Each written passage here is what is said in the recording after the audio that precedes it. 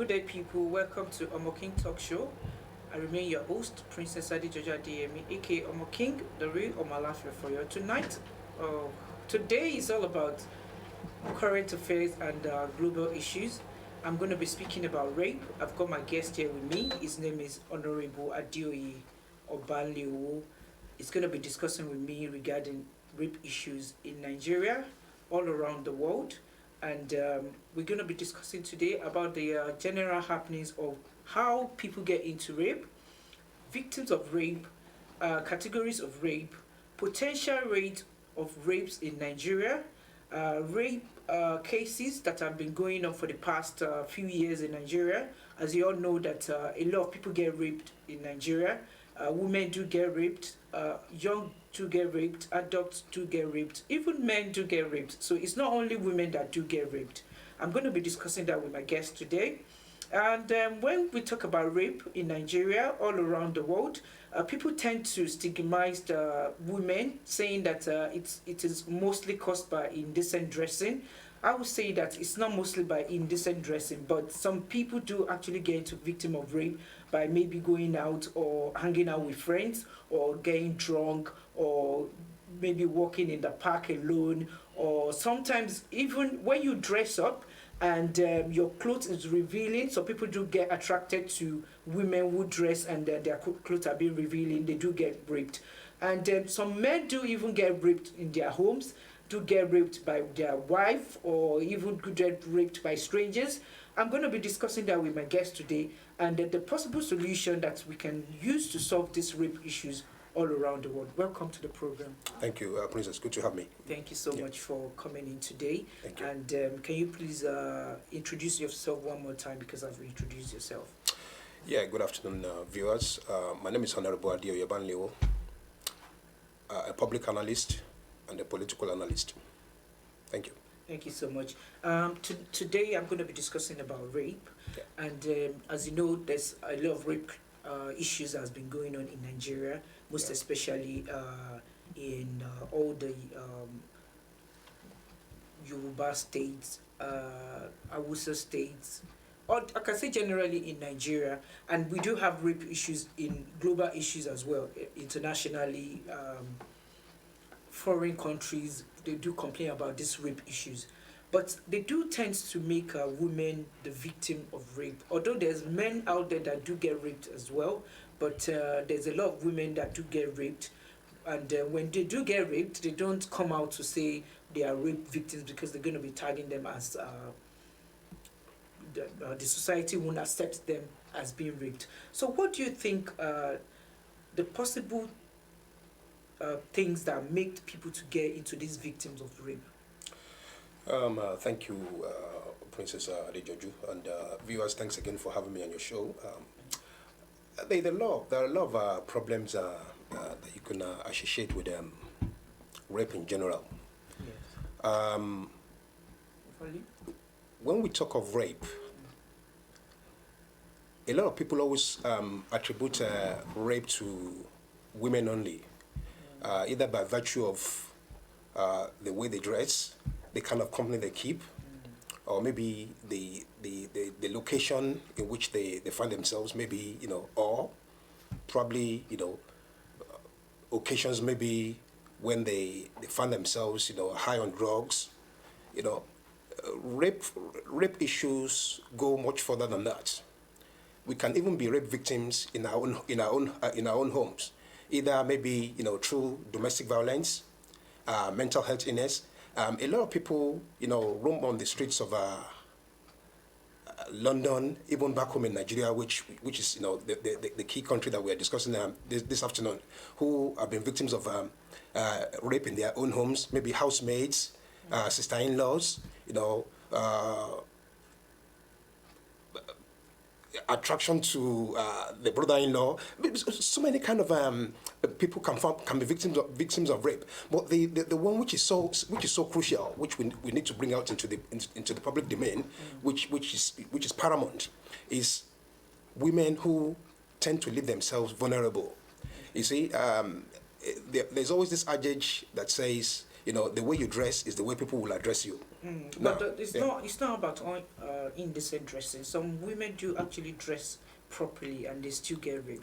some women dress properly and they still get raped. Yeah. Yeah, that's absolutely true. But you see, sometimes it depends on the circumstances. It depends on the situation.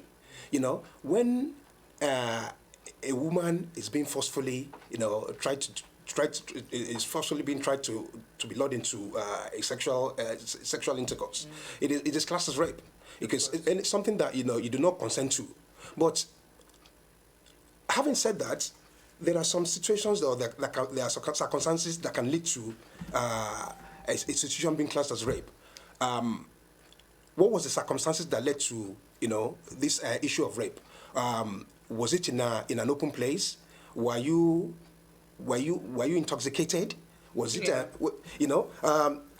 one thing must lead to another. Of course. I mean, did you go to an occasion with somebody whereby maybe you had your drink was passed? But so why, all these kind of things. Why would people think because I have to because I want to dress the way I want to dress, I should be a victim of rape? You see, the way you dress matters a lot. Okay. If you dress in a very appropriate way, with you wear your trouser and you wear your attire in such a way that is decent and to the naked eye, everybody can see that this is a decent way of dressing. It is different compared to a young girl or an innocent lady who is just coming. Young children do get raped. Young children too. You cannot classify rape about being dressing indecently because young people do get raped. Yes. Young child can be get raped when going to school, even at home. Even we've seen a lot of situations where other family friends members they do get raped. So we cannot classify rapes. But in Nigeria, we believe if somebody is raped, is because of indecent dressing. But where we are in abroad, rape can be of different categories. Yeah, that's what I was saying earlier. I mean, it can be of different categories, but there must be a reason why the other sex is attracted to the other one in a negative way. You see, because you have to understand what I said earlier. Sometimes it could be some form of mental illness, and it could be emotional disturbance. There are some men that when they see a lady, they cannot just control their sexual urge. There are some men are like that. Some men even go to the extent that if they are attracted to the opposite sex and they feel that automatically this lady belongs to me, So if this lady doesn't consent, automatically, the only way of getting back to this person is through, indecent assault, which is classed as rape. So how can we say the potential rate of rape victims in Nigeria right now? Because during the coronavirus and the pandemic, there was still a lot of rape cases. Even if they said there was lockdown, people were still getting raped. So what do you think is increasing the rate of these victims in Nigeria, unfortunately, the number one problem that we have in our country, which is paramount, is the fact that most girls or most ladies will fall victim by virtue of the economic situation in Nigeria. And you see, in our country, most of the people who happen to be of high standing tend to use money and power to abuse most of these innocent victims, because they try to lure them with just basic things which shouldn't really matter in an ideal world. Things like, okay, I will take you out, I'll give you everything that you need, mobile phones, recharge cards, or tokens. So at the end of the day, whether these girls like it or not, they become victims, they become victims to these people. Of course. So the economic situation in Nigeria, could be a determining factor to most of the problems associated with rape. Videos saying that the federal government should at least work with the community so that they can have a better understanding about this rape issue. Set up a program for people to actually be educated about this rape. You know, there are so many people that have been raped, but because of they don't have the courage to actually come out and say I'm a rape victim. Even people that do come out, they do get stigmatized. So yeah, I mean, you see, because thank God that we live in a country whereby there's much awareness, and the society, the system here will make it so easier that if whatever the situation is, always feel free, to come out, and report to the authorities, if you've been a victim of rape, as long as you have enough evidence to substantiate that obviously you truly and really you've been a victim of rape. Now, back home in Nigeria, we do have the resources, we do have the manpower, but unfortunately we don't have the intelligence to be able to go after rape victims by virtue of the fact that maybe most of them are in high places, maybe they are politicians, or they think that they can use money and power to suppress the ones who have been victims. And most girls in Nigeria, I mean, and I'll give you the age category, maybe between the ages of 18 to 30, don't feel, they are confident enough to come out, because it's always down to who's going to believe me, who's going to listen to my story. It's my case against a high profile individual. Do you think that when they report all these cases to the police in Nigeria, they don't give them listening ears, and even when they give them listening ears, they don't go further with the cases, and they don't even believe the women are being raped. Even the men, they don't have the courage to go to the police station and say, I was being raped yesterday. What is the possible solution? Can you take this case to the court? Will the judge give me a verdict upon me being raped? Yeah, you see, to answer that question, we have to look at the situation or the police force itself in Nigeria. What is the success rate when it comes to victims of rape in Nigeria? Statistics wise, it's probably about 3 or 5% out of 100%. Now, the percentage in terms of getting a conviction in Nigeria is very, very slim, by virtue of the fact that we don't have an effective police system that is working. You see, take for instance, in remote areas like maybe towns in other states, in Ogun states, on those states, in remote areas, and whereby they're not really exposed to this kind of what is happening out, what is really happening in the real world. When they become victims, who do they report to? The police force, the police force will probably not take some issues seriously, because the most important thing is when anybody becomes a victim, we need okay. How do women have the courage to come out and say, "I've been raped before. I've been a victim. Who do I need to speak to? What do I need to do?" Because all they have to say in Nigeria is, "Oh, she was raped because she was not dressing properly. Oh, she was wayward. Oh, because she wasn't listening. Or because she had the behavior of again being raped." Yeah. Although in foreign countries, obviously, if you fall into the victim of rape, you can easily walk into the police station and report whoever raped you. Yeah. And you can get tested. You can go. They can transfer you into the hospital for you to get tested, and then you can even file a case. But in case of Nigeria, I don't know if they are ready to do the same thing at the moment, because there's been a lot of numbers of people that have been raped at the moment. Yeah.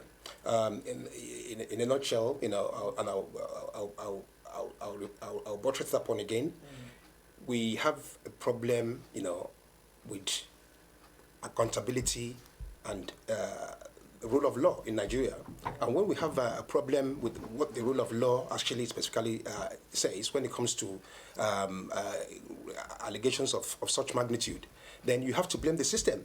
You see, when people take for instance, as I said earlier, an 18-year-old girl who has just been a victim of rape, what led to that rape incident? Is she under the care of her parents? Is she living with relatives? In the kind of environment that this rape incident happened, what is the potential that, or what is the likelihood of these problems happening in that particular location, in that region? Is that a particular region notorious or known for this kind of issues? Are you saying, is it a targeted area? Yes, is it a targeted area? What time of the day was it? Who witnesses is very, very important. So when people before you can actually go to the police station, it is important that you can prove your case, not beyond reasonable doubt, but beyond any doubt. Because you see, you have to understand that the victim, emotionally, psychologically, she could be damaged for life. You have to understand that if you accuse somebody of rape, and this man, for reasons best known in the court of law, is proven guilty in the court of law, and he now feels that maybe it was sex by consent, then automatically the other life too has been raped. So you have to. So as a man, you have to understand how to strike a balance here. Women, right now. Yeah. As a man, how do you feel the man take these cases of? Because it's hard for a man to come out and say, I've been raped. Nobody will even believe you and say, you're a man, how can you be raped? Yes. How does it feel for a man to be a victim of rape? It's very possible. You see, because most especially, for married couples, there are so many men in their relationships who are having one problem or the other, in their marriages. And if you tend to have a wife or a girlfriend or a partner who has a high sex urge, there's a potential, or there's every possibility that a man too can be a rape victim. Because if you constantly, because sometimes you have to understand that men too do go through situations as well. So it might not be the right time, as men will always say, you want to be intimate with your wife more. Maybe the time is not right. Maybe the woman is going through certain challenges. Maybe the children, psychologically. It could be other factors. It could be our own family. It could be the men too in their marriages do fall victims to So to how rape. would they come out and say, I was a victim of rape? It is very difficult because unfortunately we live in a society, and I'm not referring back to Nigeria here. Yeah. We live in a society here, most especially here in the United Kingdom, where they always believe that women are more superior to men because we have a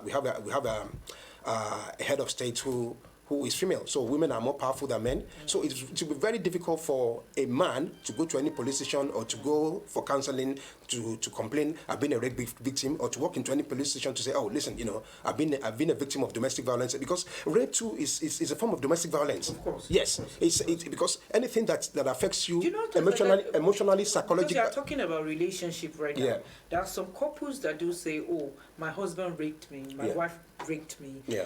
And it's quite difficult for people to understand that wives to get raped as well. Yeah, it's quite funny, but it's the truth. Husbands to get raped. Absolutely, because if you force your partner to bed without his own or her own free will, they classify it as rape. But that is in international, the law, and global. Yeah. Problems, Yeah, but in our own country, it's quite difficult for a man or a husband or a wife to say, oh, my husband raped me, my wife raped me. What do wives or women or people that are in marriages, what do they have to do if they fall into this kind of situations? The most important thing, as I said as well, for those who maybe, have confidence, or maybe people that they can talk to, maybe in their churches or in their mosque or whatever.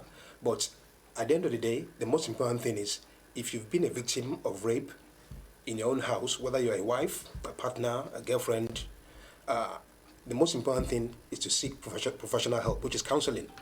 Counseling is the first line of action. Yeah, but we have all our amenities and facilities here in abroad, but when it turns to our own country, do we have consultants? Do we have? We have. There are so many bodies now, because don't forget now that in Nigeria, that can go to. There are. Do we have medical facilities that can prove that they were being raped? You see, in terms of medical facilities, I'm not a medical expert, of course, and I don't know the rigorous test and the hard work that is being put into trying to ascertain whether somebody has been a victim of rape, or somebody has actually been, forcefully or falsely accused of rape. But what I can tell you is, most especially, in some parts of Nigeria where, rape cases are, so alarming. They're at a higher rate. So, I mean, places like Lagos State, Ogun State, Ondo State, most especially the developed parts. Even in your state, there was a lot of rape cases done in pandemic period. Even if need be, that's why we have paramount rulers. In the old days, if you are a victim in your domestic house, what you do is you go to your king, or you go to your ballet, and report the matter. And it's with the king's authority, they will call that person to the palace and say, listen, is it true that you did this, you did that? But then now we live in a civilized society now, whereby things have changed. But still, it is the duty of the police, it is the duty of the law to make sure that they take actions where it is proven that domestic violence relating to rape has actually taken place. And unfortunately, in this country, the rules are clear. Anybody under the age of 18, if you have sex with somebody under the age of 18, by the law, by what the law says, that is classed as underage sex. Okay, so that is why you see that most people who have actually been convicted for rape cases in this country, automatically they go on the sex register offense for 6 years. In this country, the same thing should also apply in Nigeria. So now the same thing should also apply in Nigeria. But unfortunately, what we have in Nigeria is rule of mind. Everybody just seems to be doing what they want, because an innocent person can go into the police station to lodge a complaint. Is the record of that incident, has it been recorded properly? Has the police, have they investigated? Have they called the victim and the perpetrator into the police station for questioning? Have they called witnesses? These are the kind of things that needs to be done if we are to eradicate the problems relating to and also, when we highlighted them earlier, the issue relating to people being victims in their own homes. We have to understand that, most especially that part of the world where we come from. We Yorubas, we are larger than life.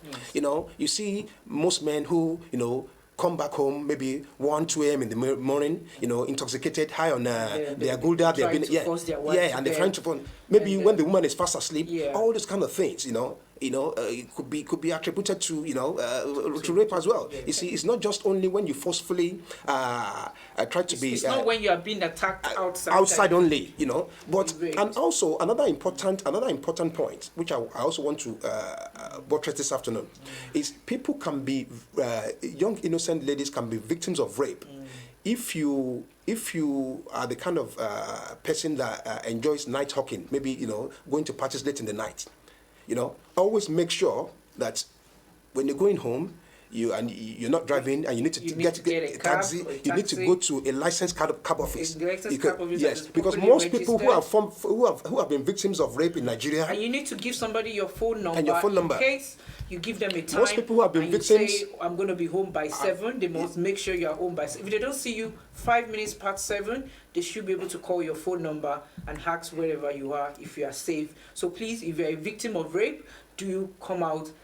Try and seek help. There are so many counseling offices you can visit. You can report to the police station. If you're in Nigeria, you can report to the police station. You can get a consultant. You can speak out. Please do try to dress well. And I pray that all these rape victims is going to be stopped one day, globally and in Nigeria. I remain your host, your girl, Princess Adeyemi, aka Omoking, the real Omalafe for you. This is Current Affairs and Global Issues. Till I see you next time. Thank you. Bye.